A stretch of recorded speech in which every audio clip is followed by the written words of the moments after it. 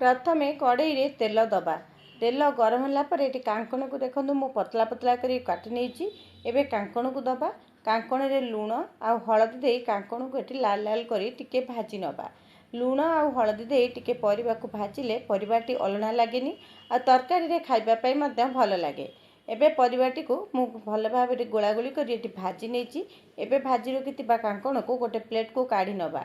आपण जदि कंचा आलू दबाकू चाहुथिबे ताले कांकण सहित ताकू एमती भाजी नेबे। जेहेतु मो पाखे सिझा आलू थेला मु अल्प टिके लूण आ हळदी देई आलू को मध्य लाल लाल करी भाजी गोटे प्लेट को काढी नेबी। आलू को एबे काढी नेछि। कांकण आलू भाजी गलानी। एबे कड़ई रे तेल दबा, जीरा तेजपत्र दबा। जीरा फुटिला परे काटी रखिथिबा पियाज को देई हल्का भाजी नबा। पियाज भाजिला परे अदा और रसुण रो पेस्ट देई ताकू एटी भल भाबरे आमे कसी नबा।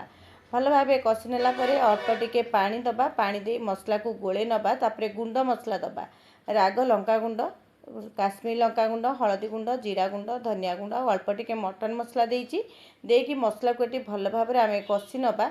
मसला को भल भाबरे कसी नेला परे अल्प टिके पानी मध्य दबा। पानी देई मसला को मीडियम आंच रे धीरे धीरे करी आपण कसिबे। मसलाटी धीरे धीरे कसी आसलानी। लास्ट रे किछि कस्तूरी मेथी दबा। आ काटी रखिथिबा गोटे टमाटो देई ताकू भल भाबरे एटी मिसेई नबा।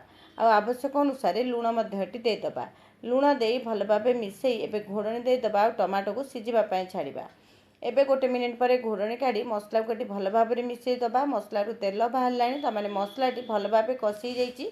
अल्प टिके पानी देई मसला को फुटिबा पई छाड़िबा। मसलाटी फुटी गला परे भाजी रखिथिबा परिबा को आमे एबे एथिरे ऐड करिबा। भाजी रखिथिबा परिबा को देई ताकू भल भाबरे मिसेई नबा।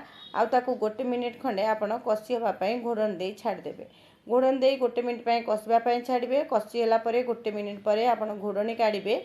आ तरकारी को एटी भल भाबरे मिसेई नेबे। आपण चाहिले आकू एमिति ही खाइ परिबे। एमिति खाइले मध्य खाइबा पई बहुत भल लागिबो। किंतु मते टिके झोल दरकार सेति पई अल्प टिके पानी देई ताकू भल भाबरे पे मिसेई नेबी। घोड़णी देई आउ 2-3 मिनिट ताकू फुटिबा पई छाड़िबे। 2-3 मिनिट परे घोड़णी काढ़ी ताकू आउ गोटे थर मिसेई नबा। आमर देखंतु एटी तरकारीटी पाखापाखि हेई आसलानी। लास्ट रे अल्प टिके गरम मसला देई ताकू आमे भल भाबरे एटी मिसेई नबा। एबे देखंतु कांकण आलू तरकारीटी